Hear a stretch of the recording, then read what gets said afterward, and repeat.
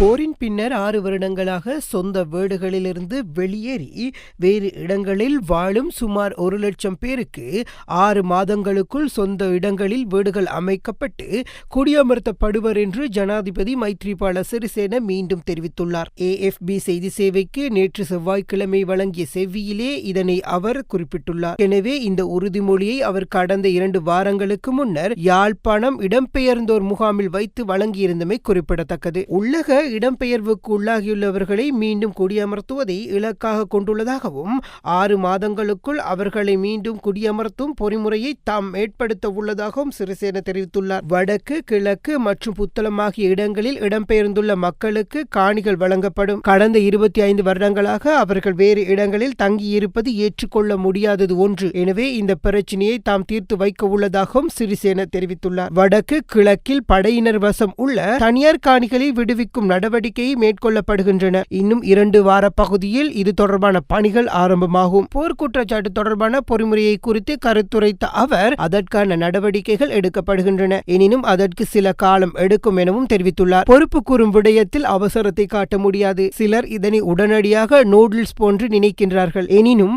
அவ்வாறு தம்மால் செயற்பட முடியாது. சட்டம் ஒழுங்குக்கு ஏற்ப இந்த விடயத்தில் செயற்பட முடியும் என்றும் ஜனாதிபதி குறிப்பிட்டுள்ளார். ஏற்கனவே நாட்டில் சுயாதீன ஆணைக்குழுக்களை அமைக்கப்பட்டுள்ளமையை அடுத்து சர்வதேசம் இலங்கை தொடர்பில் மேற்கொண்டு வந்த நடைமுறைகளில் மாற்றங்கள் ஏற்பட்டுள்ளன என்றும் மைத்ரிபால AFP-யிடம் தெரிவித்துள்ளார்.